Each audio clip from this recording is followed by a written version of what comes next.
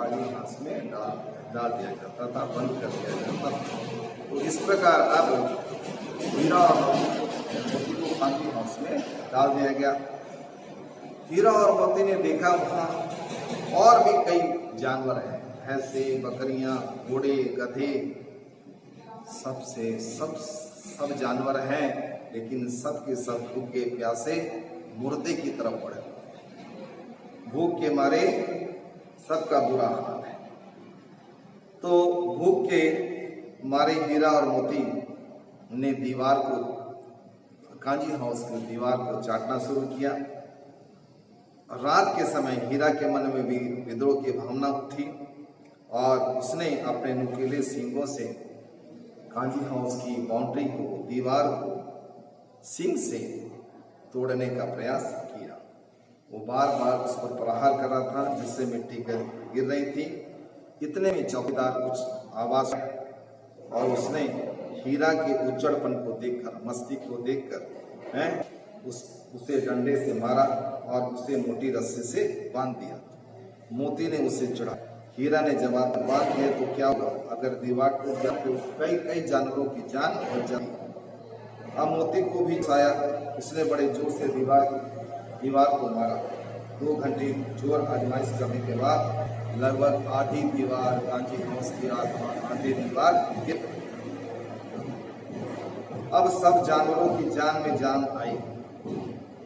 हीरा और मोती ने शेष जानवरों को भाग जाने के लिए कहा। पहले घोड़ियां भागी, फिर बकरियां, फिर भैंसे, जानवर भाग गए। कांजी हाउस से मौका पाकर भाग गए, परंतु गधे वहीं खड़े बोले भागने से क्या, फिर पकड़े जाएंगे, फिर यहाँ कैद कर दिए जाएंगे। मोती ने उन्हें सींग मार कर भगा दिया। हीरा रस्सी से बंधा था, इसलिए दोनों बैल कैसे भागते। हीरा रस्सी से बंधा था, कांजी हाउस के चौकीदार ने उसे बांध दिया था। हीरा ने मोती से कहा तुम चले जाओ, भाग जाओ, लेकिन मोती बोला मुसीबत में तुमको छोड़कर मैं कैसे जा सकता।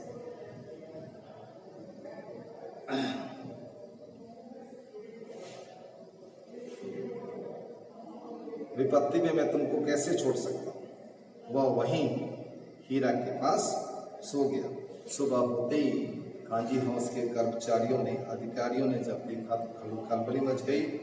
उन्होंने मोती की खूब मरम्मत की, अच्छे से पिटाई की और उसे भी मोटी मोटी रस्सियों से बांध दिया। इस प्रकार कई दिनों तक उस कांजी हाउस में मोटे मोटे रस्सों में हीरा और मोती को बांधकर रखा गया। हीरा और मोती एक सप्ताह तक वहीं बंधे रहे। वहां पर उनको खाने पीने की कोई व्यवस्था नहीं थी, खाने को कुछ नहीं दिया जाता था, बस दिन भर में एक बार पानी दिखा दिया जाता था। इस कारण से भूख से, प्यास से व्याकुल होकर दोनों बैल बहुत कमजोर हो गए थे। अब उनकी हड्डियां निकल आई थी और एक दिन उन दोनों बैलों की नीलामी होने लगती, परंतु कोई खरीदार नजर न आता था। अंत में एक कसाई ने उन्हें खरीद लिया। कसाई ने उन्हें खरीद लिया। वह उन्हें मारकर उनके मांस को बेचना चाहता था। उसने हीरा और मोती को खरीद लिया। हीरा और मोती उसकी भावनाओं को समझ गए और कांप गए कि ये आदमी क्यों हमको खरीद रहा है। ये खरीद कर हमको अपने घर ले जाएगा, हमें काटेगा और हमारे मांस को बेचेगा। ये भाव वो समझ गए। तो नीलामी में खरीद कर दड़ियल कसाई उन 2 बैलों को लेकर अपने घर तरफ चला। हीरा और मोती अपने भाग्य को पूछने लगे, क्यों हम गया के घर से भागे। परंतु चलते चलते उनको ऐसा एहसास हुआ कि हम जिस रास्ते पर जा रहे हैं, ये रास्ता तो हमारे स्वामी, हमारे मालिक झूरी के घर तरफ जाता है। उनकी जान में जान आ गई। उनको आशा दिखी।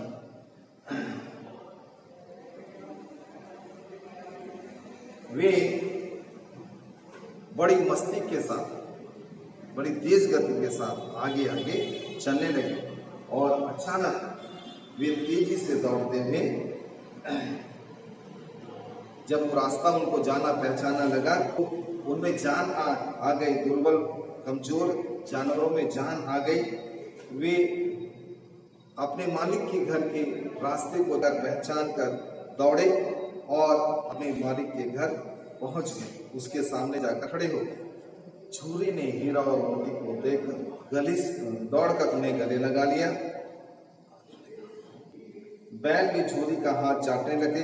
इतने में दढ़ियल किसान बैलों को लेने के लिए छुरी के पास आया और उसने कहा कि ये बैल मेरे हैं, मैंने इसे नीलामी में खरीदा है। वह बैलों को जबरदस्ती ले जाना चाहता था, परंतु मोती ने सिंग चलाकर उसे भगा दिया, गांव से बाहर कर दिया। झूरी ने बैलों की आने की खुशी में उन्हें अच्छा भोजन देने के लिए नौकर से कहा। दोनों मित्र खाने लगे। गांव में उत्साह का वातावरण आ गया। बहुत दिनों के बाद हीरा और मोती वापस आए थे। सब लोग बहुत प्रसन्न थे, बहुत खुश हुए और उनका स्वागत किया। और कुछ देर के बाद मालकिन छोरी की पत्नी भी बाहर आई और उसने जब बैलों को देखा तो उसका भी मनोभाव बदल गया। इतने दिनों तक गुमशुदगी, इतने दिनों तक ये कहाँ थे और अचानक इनका इतनी दुर्दशा कैसे हो गई, ये सब देखकर उसका मन परिवर्तन हो जाता है। उसका नेचर बदल जाता है, स्वभाव बदल जाता है।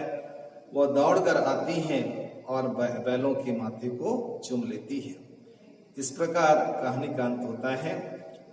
हम कहानी में देखते हैं कि इस कहानी के माध्यम से लेखक ने कई प्रकार की बातें हमें समझाने का प्रयास किया है। अत्याचार, अन्याय और अत्याचार को नहीं सहना चाहिए, उसके विरुद्ध आवाज उठानी चाहिए, उसका प्रतिकार करना चाहिए, जैसे कि हीरा और मोती करते हैं। जानवरों में भी मानवीय संवेदनाएं होती हैं। जो मानव में गुण होते हैं वे जानवरों में भी होते हैं।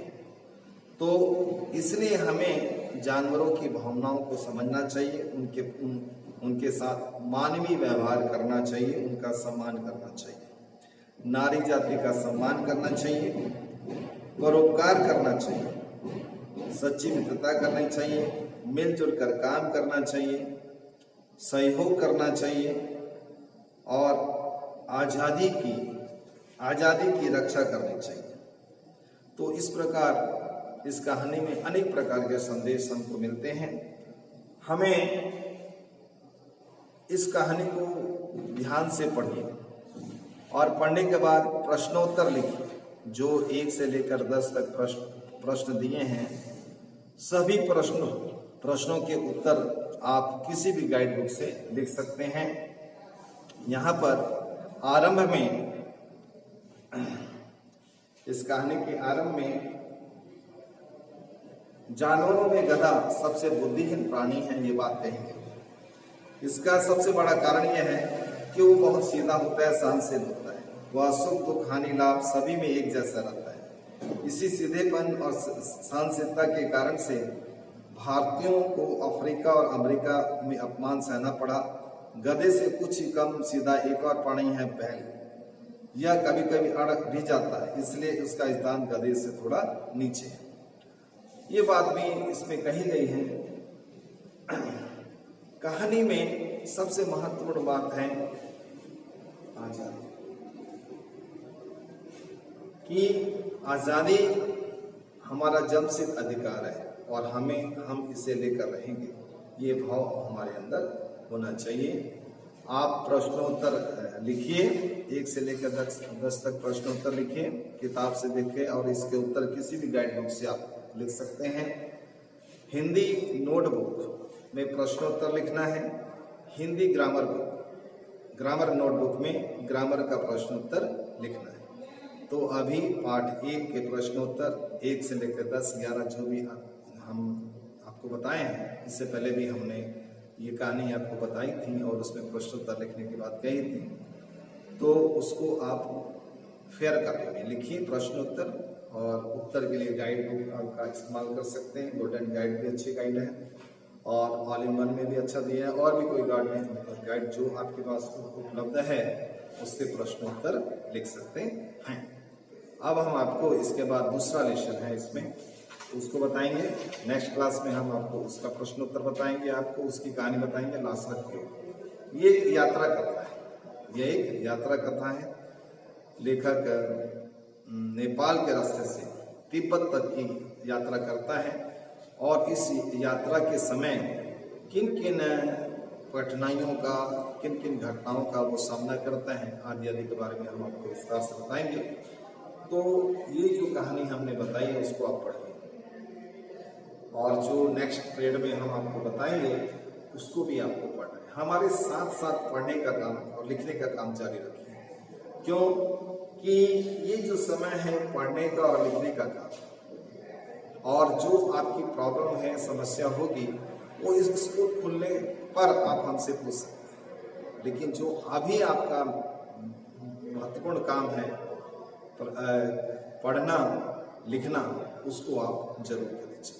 तो इतना ही आज के लिए हम आपको बताएंगे, ठीक है।